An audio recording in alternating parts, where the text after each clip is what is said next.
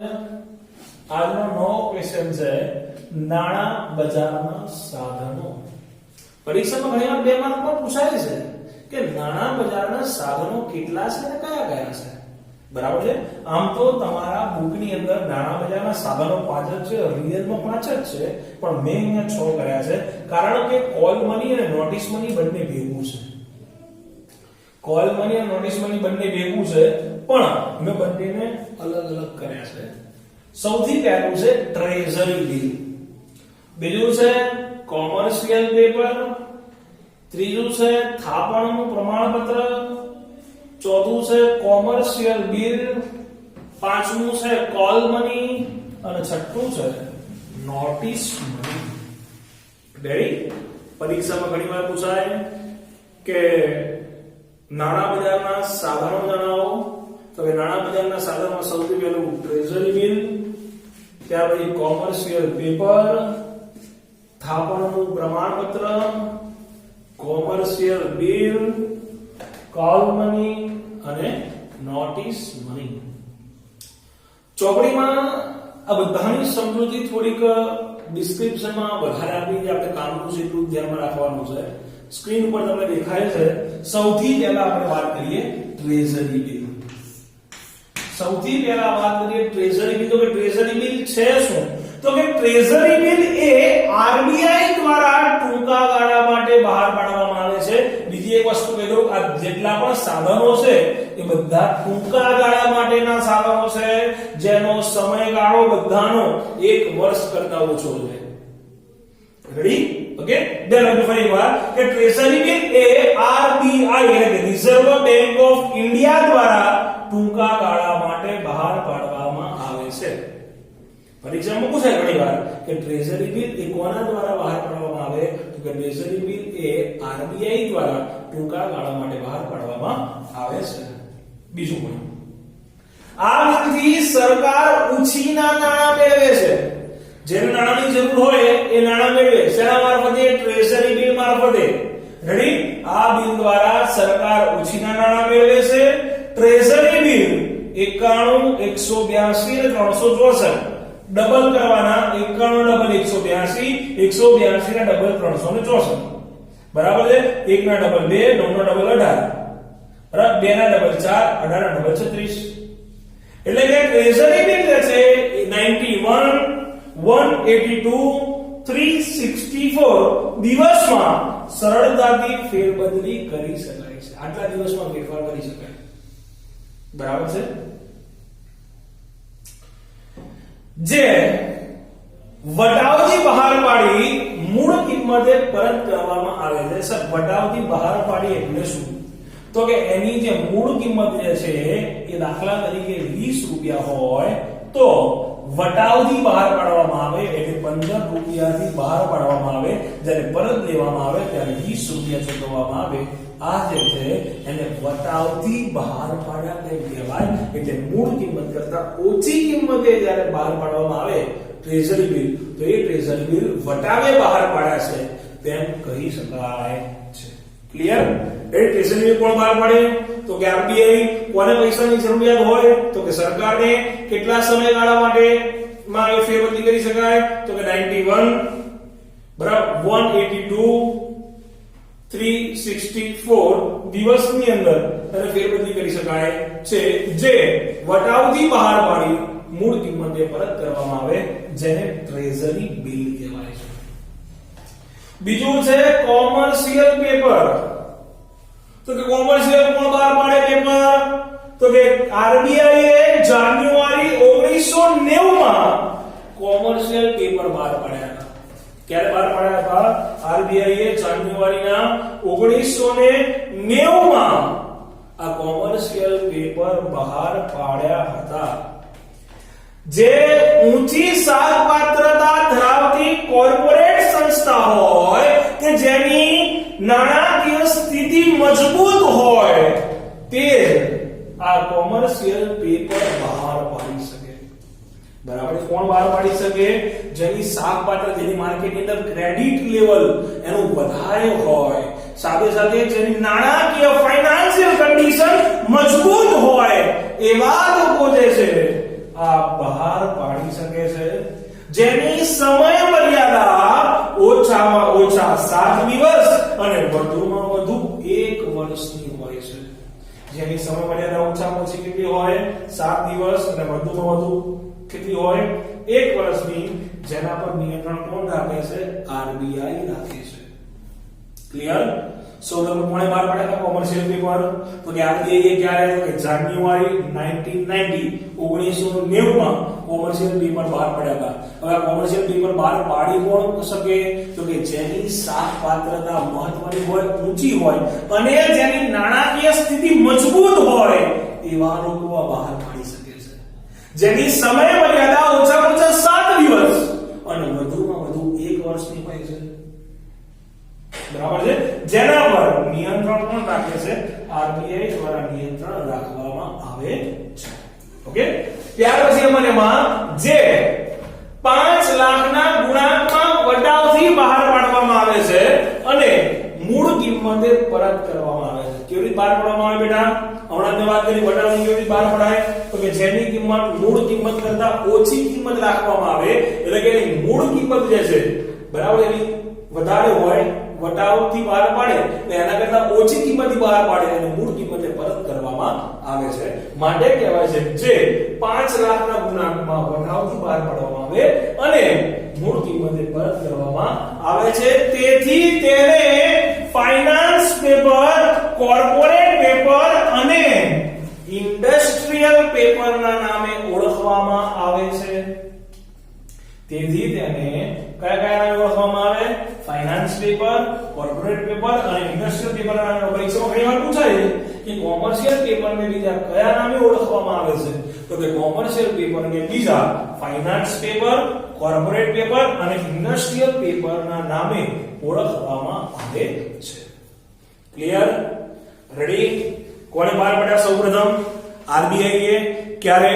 જાન્યુઆરી 1990 માં બહાર પાડ્યા. કોણ બહાર પાડી શકે? જેની સાખ પાત્રતા ઊંચી હોય અને જ્યારે નાણાકીય સ્થિતિ મજબૂત હોય એ જ બહાર પાડી શકે. કોનું નિયંત્રણ હોય? તો એના પર આરબીઆઈ નું નિયંત્રણ હોય છે. કેટલા રૂપિયામાં બહાર પાડી શકાય? તો કે 5 લાખના ગુણાંકમાં બહાર પાડી શકાય. વટાવથી બહાર પાડી મૂળ કિંમતે પરત કરવામાં આવે. કયા બીજા નામથી ઓળખાય?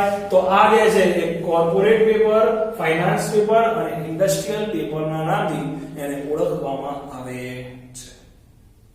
ક્લિયર? ત્રીજું છે કોમર્શિયલ ત્રીજું છે થાપણનું પ્રમાણપત્ર. તો કે આ પ્રમાણપત્ર શેડ્યુલ વેપારી બેંકો અને નાણાકીય સંસ્થાઓ દ્વારા બહાર પાડવામાં આવે. નાણાકીય જેટલી સંસ્થા છે નાણાકીય સંસ્થા બહાર પાડે અથવા તો શેડ્યુલ વેપારી જે બેંકો છે એ શેડ્યુલ વેપારી બેંકો દ્વારા બહાર પાડવામાં આવે છે, જે કેટલીક શરતોને આધીન બહાર પાડવામાં આવે છે. એની અંદર કોઈ નક્કી કરેલી શરતો હોય અને શરતના આધીન બહાર પાડવામાં આવે છે. આ પ્રમાણપત્રની કિંમત કેટલી હોવી જોઈએ? તો કે ઓછામાં ઓછી 1 લાખ એની કિંમત હોવી જોઈએ. રેડી? આ પ્રમાણપત્ર કોણ બહાર પાડે? શેડ્યુલ વેપારી બેંકો અને નાણાકીય સંસ્થા દ્વારા બહાર પાડવામાં આવે છે. કેટલીક શરતોને આધીન બહાર પાડવામાં આવે કે જેની કિંમત કેવી એટલી હોવી જોઈએ? ઓછામાં ઓછી 1 લાખ રૂપિયાની કિંમત હોવી જોઈએ. આવા પત્રકને થાપણનું પ્રમાણપત્ર કહેવામાં આવે છે. ઓકે? ત્યાર પછી છે કોમર્શિયલ બિલ. કોમર્શિયલ બિલ શું છે? તો કે માલ વેચનાર એ માલ ખરીદનાર પર જે બિલ લખે છે, માલ વેચનાર માલ ખરીદનાર પર જે બિલ લખે છે એને વેપારી બિલ કહેવાય. આપણને ખબર છે માલ વેચનાર આપણે વેચ્યો હોય માલ, સામેવાળાને બિલ આપીએ છીએ એને વેપારી બિલ કહેવાય. પણ આ બિલ જ્યારે બેંક સ્વીકારે છે ત્યારે તે કોમર્શિયલ બિલ બને છે. આ બિલ જ્યારે બેંક સ્વીકારે ત્યારે કયું બિલ બને છે? કોમર્શિયલ બિલ બને છે. બેંકને જ્યારે નાણાંની જરૂરિયાત હોય ત્યારે નાણાકીય સંસ્થા પાસેથી ફરીથી વટાવી શકે છે. એને પૈસા આપી દે બેંકે, પણ બેંકને પૈસાની જરૂર પડી તો બેંક નાણાકીય સંસ્થાને આપે છે અને પૈસા વટાવી શકે છે. આ બિલનો સમયગાળો 30, 60 કે 90 દિવસનો હોય છે અને આ બિલના ઘણા બધા પ્રકાર છે, જેવા કે વિનિમય, હુંડી, આંતરદેશીય બિલ, માંગણી બિલ, વિદેશી બિલ વગેરે. રેડી? આ બિલના ઘણા બધા પ્રકાર છે. વિનિમય પત્ર, હુંડી, આંતરદેશીય બિલ, માંગણી બિલ, વિદેશી બિલ વગેરે. રેડી? કોમર્શિયલ બિલ કોને કહેવાય? માલ વેચનાર, માલ ખરીદનાર ને જે બિલ આવે છે એને વેપારી બિલ કહેવાય. પણ આ બિલ જ્યારે બેંક સ્વીકારે છે ત્યારે શું બને છે? કોમર્શિયલ બિલ બને છે. જ્યારે બેંકને પૈસાની જરૂરિયાત હોય ત્યારે આ બિલ નાણાકીય સંસ્થા પાસેથી ફરીથી વટાવી શકે છે, જેનો સમયગાળો 30, 60 કે 90 દિવસનો હોય છે. અને આ બિલના ઘણા બધા પ્રકાર છે. કયા કયા? વિનિમય પત્ર, હુંડી, આંતરદેશીય બિલ, માંગણી બિલ, વિદેશી બિલ વગેરે. રેડી? ત્યાર પછી છે કોલ મની. કોલ મની કોને કહેવાય? તો કે એક જ દિવસ માટે ઉછીના નાણાં આપવામાં આવે કે લેવામાં આવે તો તેને કોલ મની કહેવાય. બરાબર છે? તમે ચાલો 11મા ધોરણની અંદર બીજું ચેપ્ટર ચાલવામાં આવતું બેંકિંગમાં. કોને કહેવાય? કે એક જ દિવસ માટે ઉછીના નાણાં આપવામાં આવે કે લેવામાં આવે તો એને કોલ મની કહેવાય. આ વ્યવહાર મોટા ભાગે બેંક કરતી હોવાથી તેને ઇન્ટરબેંક કોલ મની માર્કેટ કહે છે. શું કહેવાય? ઇન્ટરબેંક કોલ મની માર્કેટ કહે છે. Okay, ready? Notice money. જ્યારે 2 થી 14 દિવસ માટે નાણાં ઉછીના લેવામાં આવે તો તેને નોટિસ મની કહેવાય. નોટિસ કહેવાય કે 14 દિવસમાં પૈસા પાછા દે. તો કે જ્યારે નાણાં 2 દિવસથી 14 દિવસ માટે નાણાં ઉછીના લેવામાં આવે તેને શું કહેવામાં આવે છે? નોટિસ મની કહેવામાં આવે છે. ક્લિયર? આ હતા નાણાકીય બજાર જે છે, નાણાં બજારના સાધનો. ઓકે, આગળ સ્ટાર્ટ કરીએ નવા ટોપિક તરફ. નવો ટોપિક છે નાણાકીય બજારનું વિભાજન. નવો ટોપિક છે નાણાકીય બજારનું વિભાજન. તો કે નાણાકીય બજારના વિભાજનને આપણે અગાઉ પણ જોયું તે પ્રમાણે બે ભાગમાં વિભાજન કરવામાં આવે છે. એક મૂડી બજાર છે અને એક નાણાં બજાર છે. મૂડી બજાર છે આપણે અગાઉ પણ જોયું જે બજારમાં લાંબા ગાળાની જામીનગીરીઓનું ખરીદ વેચાણ થતું હોય એવા બજારને મૂડી બજાર કહેવાય.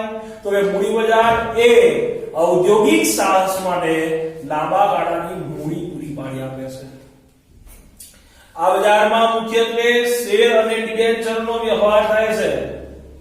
મૂડી બજાર ઔદ્યોગિક જામીનગીરી અને સરકારી જામીનગીરીનું બજાર છે.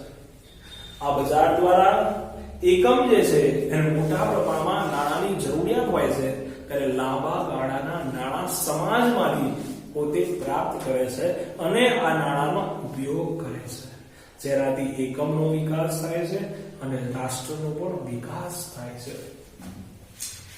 એના મૂડી બજારના લક્ષણો વિશે વાત કરીએ તો મૂડી બજારના લક્ષણોનું સૂત્ર મેં અહીંયા લખ્યું છે.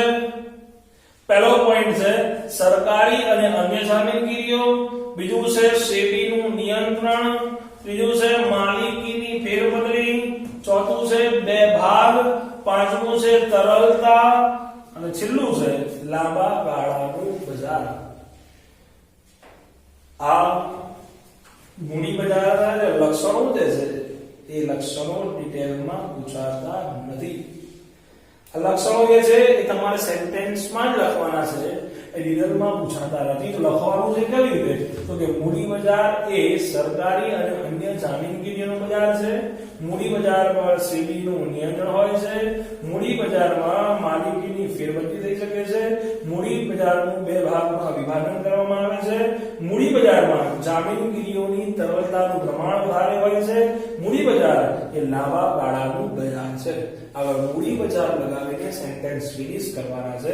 ચોપડીની અંદર પણ આ સેન્ટેન્સને લાંબા કરીને આપ્યા છે, જેને અહીંયા તમને શોર્ટ લીધા છે. બરાબર છે? ડિટેલમાં પૂછાતું નથી.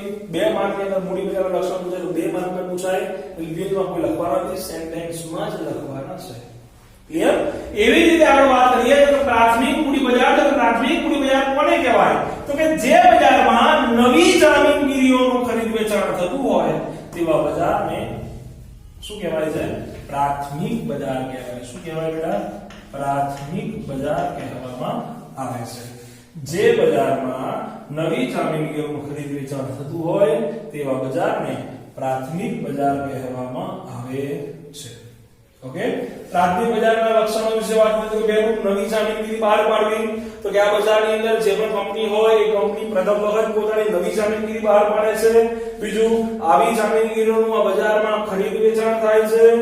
ત્રીજું, આવું ખરીદ વેચાણ એ મધ્યસ્થીઓ દ્વારા થાય છે. અને ચોથું, વિજ્ઞાપન પત્ર દ્વારા ભરણું મંગાવવામાં આવે છે. રેડી? તો પ્રાથમિક મૂડી બજારમાં નવી જામીનગીરીઓ બહાર પાડવામાં આવે છે. પ્રાથમિક મૂડી બજાર એ જામીનગીરીઓનું ખરીદ વેચાણનું બજાર છે. પ્રાથમિક મૂડી બજારમાં મધ્યસ્થીઓ દ્વારા વ્યવહાર થાય છે. પ્રાથમિક મૂડી બજારમાં વિજ્ઞાપન પત્ર દ્વારા ભરણું પ્રાપ્ત કરવામાં આવે છે. આ પણ પ્રાથમિક મૂડી બજાર જે છે એ પણ ડિટેલમાં પૂછાતું નથી, એ પણ સેન્ટેન્સમાં જ પૂછાય છે અને એ પણ તમારે સેન્ટેન્સમાં જ લખવાનું રહે છે. ક્લિયર છે? ઓકે, જોઈ લો ચોપડીમાં નાણાં બજારનું વિભાજનની અંદર મૂડી બજાર, નાણાં બજાર.